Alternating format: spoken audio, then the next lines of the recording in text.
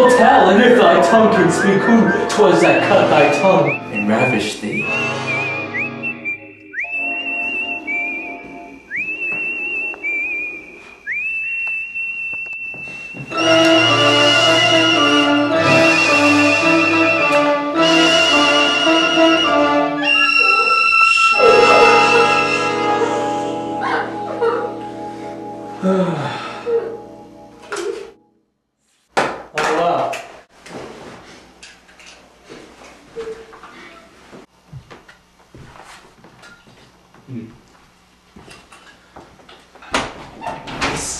I'm stuck in the middle with you.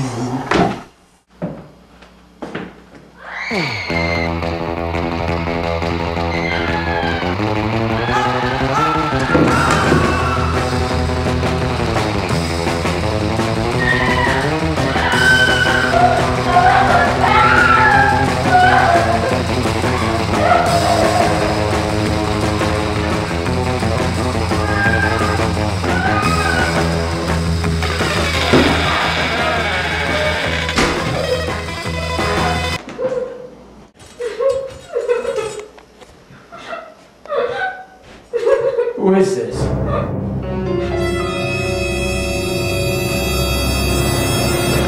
My niece? Speak, gentle niece. What stern ungentle hands hath locked and hewed, and made thy body bare of her two branches? Why dost not speak to me? Alas, a crimson river of warm blood, like a bubbling fountain stirred with wind, doth rise and fall between thy rosed lips.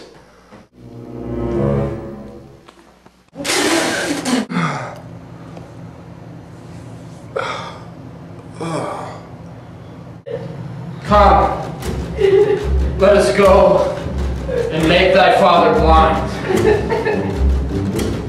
For such a sight will blind a father's eyes.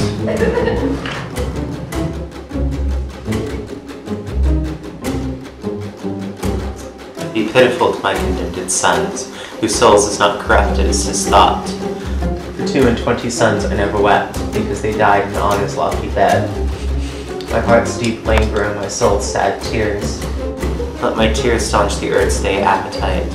My son's sweet blood will make it shame and blush.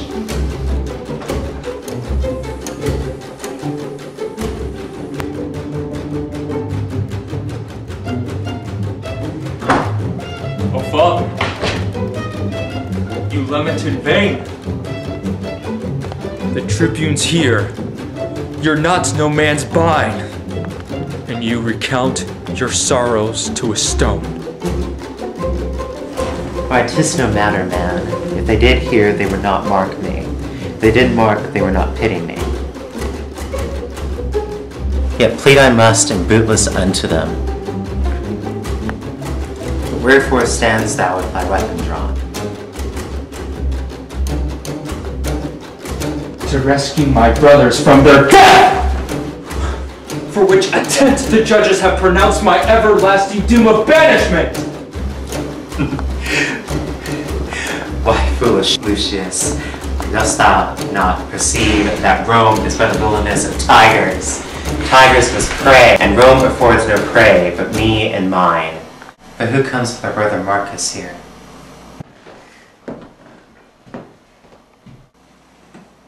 Titus, prepare thy aged eyes to weep, or if not so, thy noble heart to break. I bring consuming sorrow to take thine age. Will it consume me? Let me see it then. This was thy daughter. There she is. Me. This object kills me. Faint-hearted boy, arise and look upon her. Speak, Lavinia. What accursed hand hath made thee handless in my father's sight? Give me a sword, I'll chop off my hands too. 'Tis well, Lavinia, that thou hast no hands, for hands due to Rome service is but vain. Speak, gentle sister. Who hath martyred thee? Oh, that delightful engine of her thoughts, that babbled them with such pleasing eloquence, is formed from forth that pretty hollow cage. Oh, say, who hath done her, who hath this dead? Oh, thus I found her bounded in a room, seeking to hide herself as doth the deer that hath received some unrecurring wound. It was my dear, and he that wounded her hath hurt me more than he had killed me dead. This way to death my wretched sons are gone. Here stands my other son, a banished man, and here my brother weeping at my woes.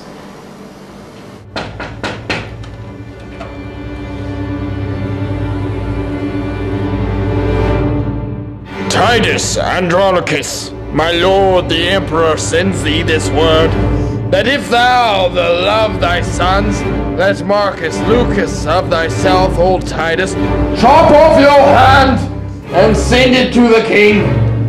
He for the same will send thee hither both thy sons alive, and that shall be the ransom for their fault. But my hand shall go. By heaven it shall not go. Agree between you, I shall spare my hands. Then I'll go fetch an axe. But I will use the axe. Come hither, Aaron.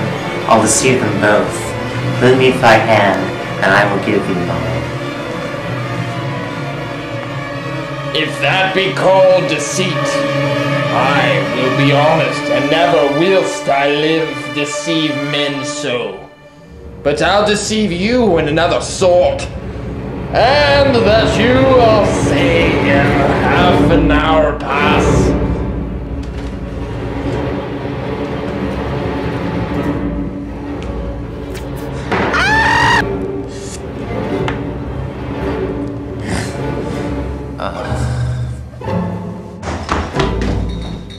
Holy shit! I go, Andronicus, and for thy hand look by and by to have thy sons with thee. Their heads, I mean. Oh, how this villainy doth fat me with the very thoughts of it. But fools do good and fair men all call for grace. Aaron will have his soul black like his face.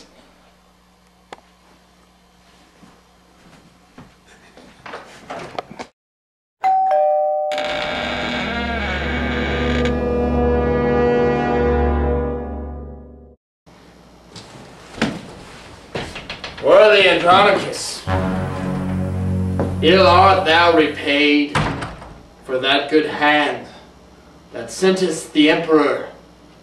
Here are the heads of thy two sons, and here's thy hand, in scorn to thee sent back.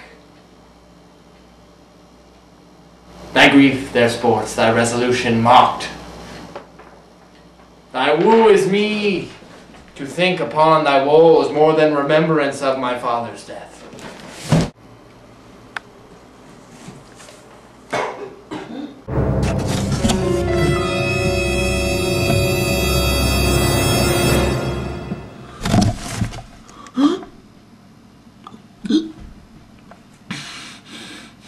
Yeah, it's pretty gross.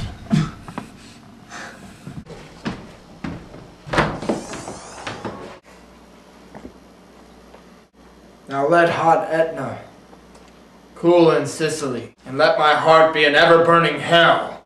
That this sight should make so deep a wound, and yet detested life shall not shrink threat.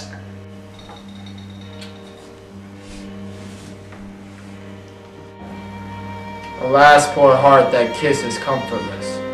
When will this fearful slumber have an end? Thou dost not slumber. See thy two sons' heads, thy warlike hand, thy mangled daughter here, thy other banished son with their dear sight struck pale and bloodless. And thy brother, I, even like a stray image. Why art thou still?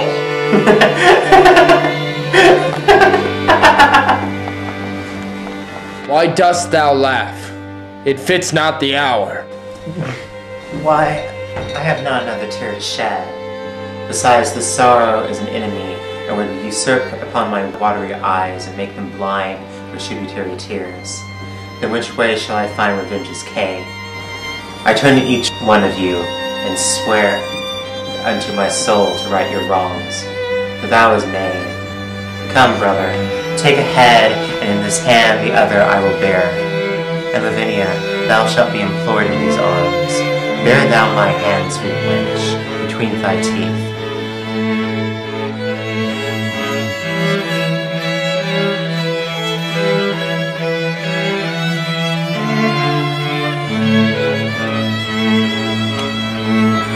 Farewell, Andronicus, the ruthless man that had ever lived in Rome. Farewell, Rome.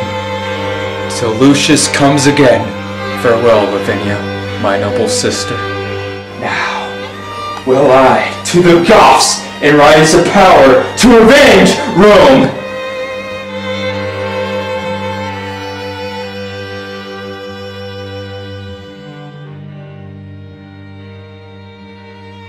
This is so gross!